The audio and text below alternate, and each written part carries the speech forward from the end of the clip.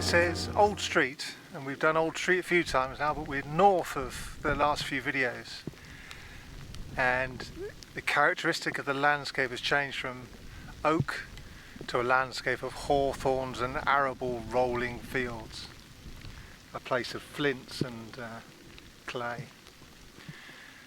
And anyway, on the Anglo-Saxon Charter of Farnborough, it calls Old Street the Wheaton Way, the White Way.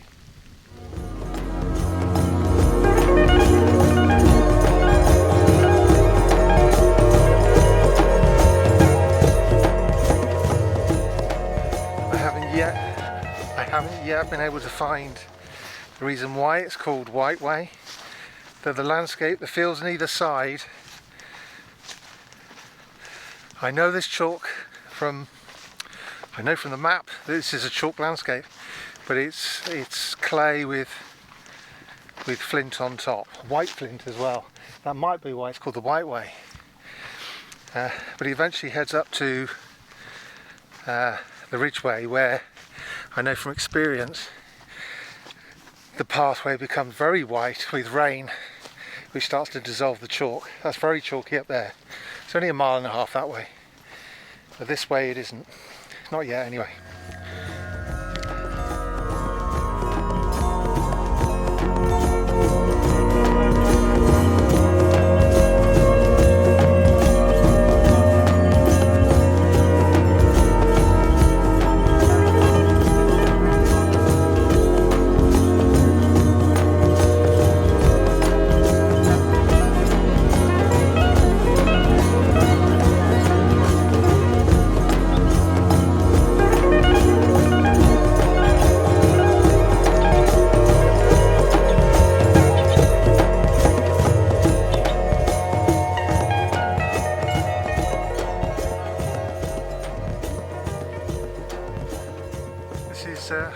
Down.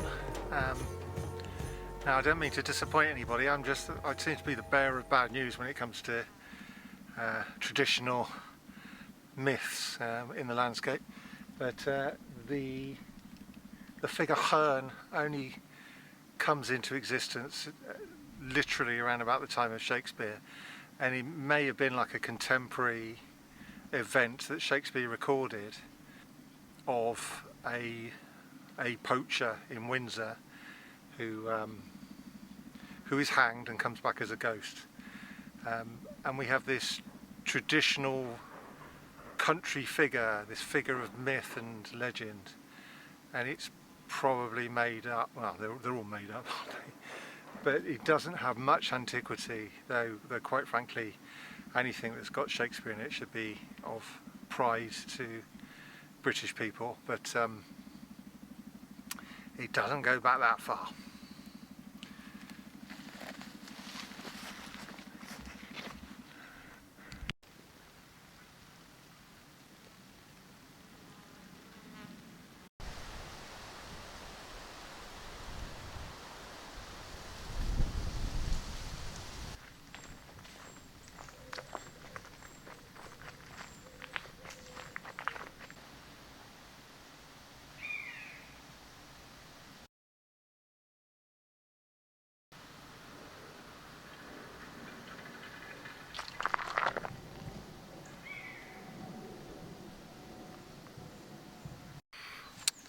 Over here in this bracken, amongst these ferns, as it is today, so it was 1,000 years ago.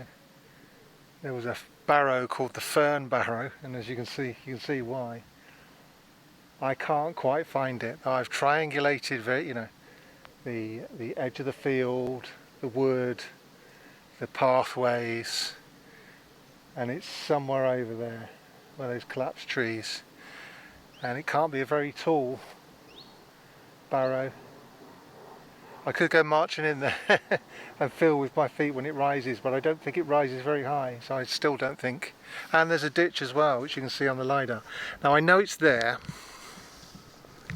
because of the Lidar, and the Lidar tells me there, but I know it's there also because the Saxon Charter tells me. It says first start at Fern Barrow, something along those lines, the Fern Barrow, and the settlement of Farnborough is named after it. Now all of this was forgotten.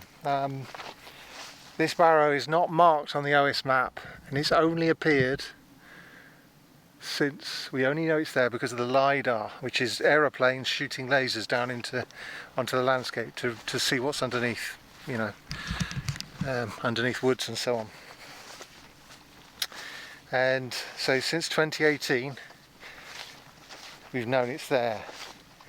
I only accidentally got involved with this because I was looking at Brightwater, which is the next parish along, and it's always good to cross-reference the charter, the Saxon charters of the villages around to get confirmation, because it's not often but sometimes they use the same words for landmarks, and you can go aha, because you know it's that parish is over to the west, that charter boundary starts in the west, that sort of thing, you know.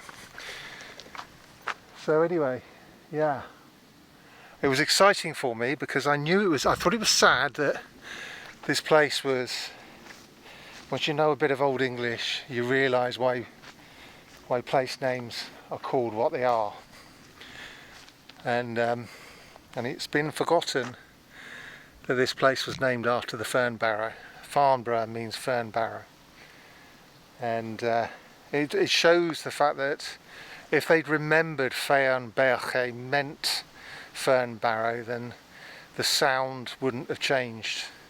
It would still be Farnborough would be Fernborough today. So it's sad that they've lost the reason why it was called that in the first place.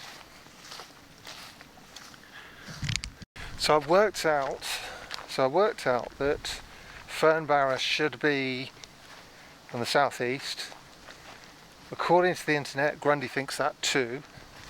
But I don't use Grundy so much anymore because there's only one way to learn. That's throw yourself in.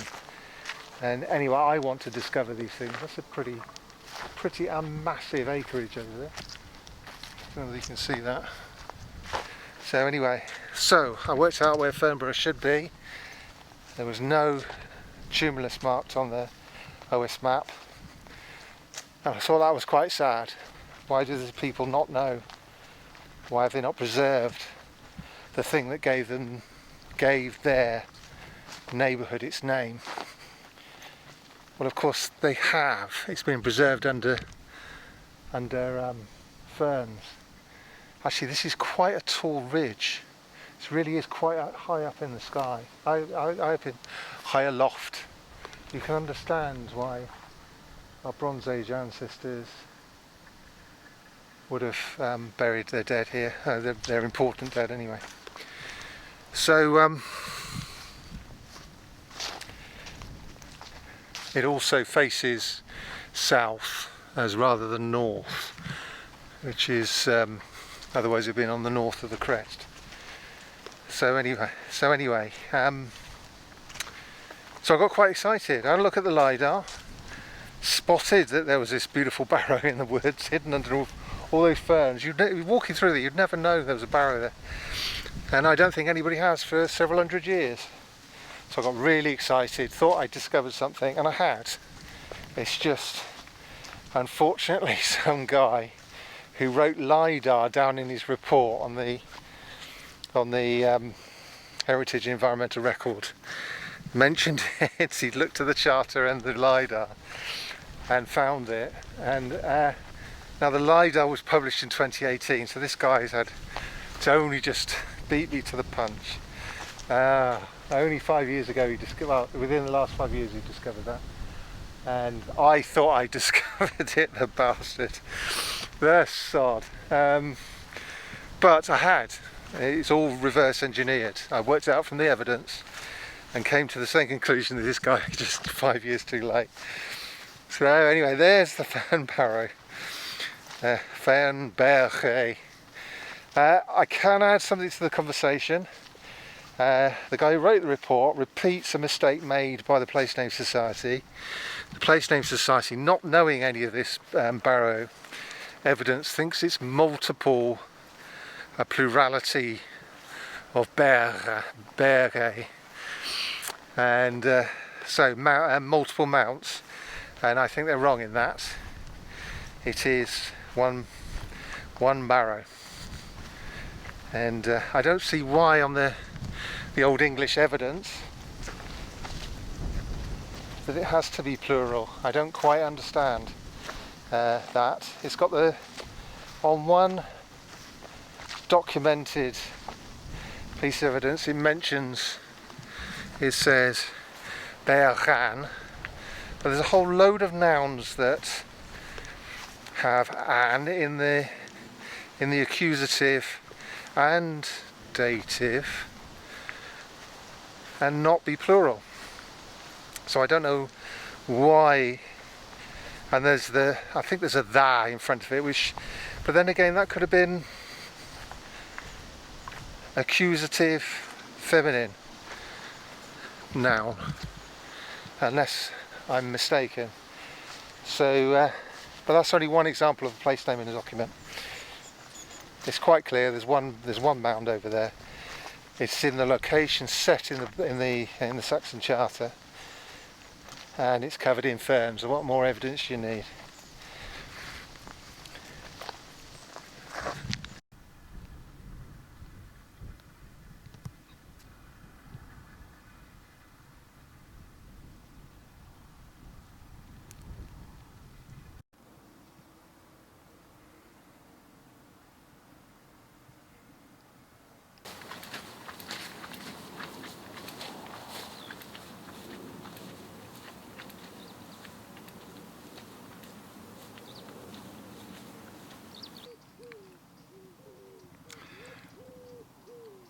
If I'm when I'm not able to illustrate what I'm on about, the whole point of this is to get out into not just the theory, not even the documentation, but to prove things in the landscape, to show in the landscape what it is you're trying to say, because that's where these things are.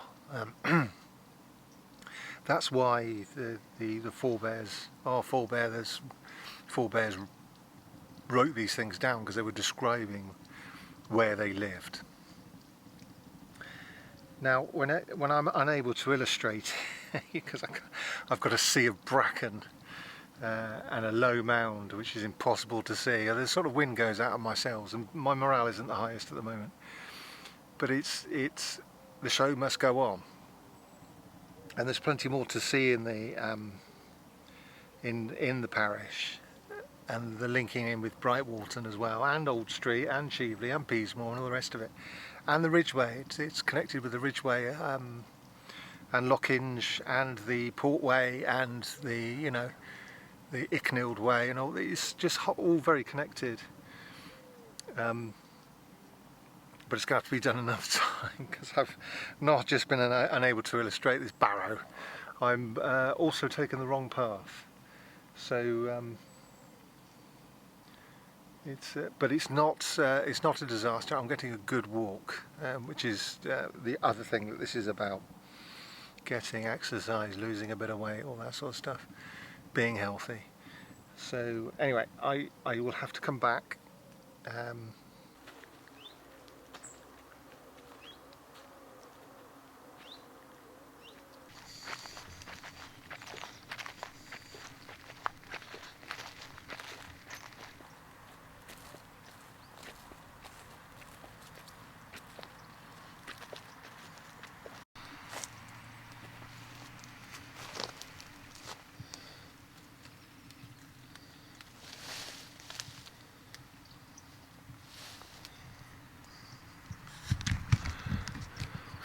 Is it a massive sloe, or is it a damson? I think it's a damson. Oh, it's got an insect in it. Sweet. It's not a sloe. This is damson. It's an escapee. They're not quite ripe yet.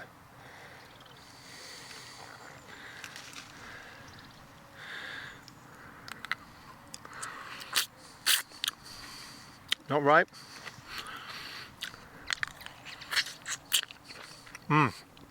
Sweet.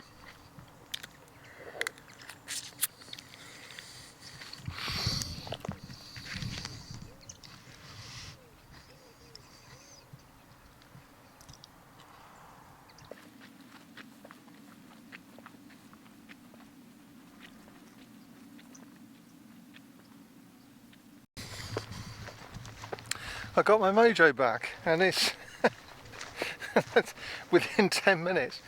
I think it's it wasn't because of the sugar overload from the plums. I have to say those damsons have the right ones have a green gauge flavour to them, which was, I haven't had a damson that tasted like that before. It's got to be a hybrid. But anyway, what has cheered me up, apart from scoffing a few bits of fruit, and you forget some plums are autumn plums, and that wasn't planted there. That's almost definitely somebody chucking a plum stone, eating a plum and chucking the stone. Let's turn into that. Fantastic. Anyway, yeah, it's the landscape. It's I think I was in that hollow way, you know, it's all very very dark, and now I'm in the sunshine. It's rolling hills. You see where all the corn and the barley has been harvested, and these beautiful sort of patchwork, this sort of grid of machinery and landscape. It's cheered me up. Downland is where I belong, really. I often don't think that's where it's not what I would have chosen, it's sort of chosen me. Just sort of belong in this landscape. I don't own it. Morally I do.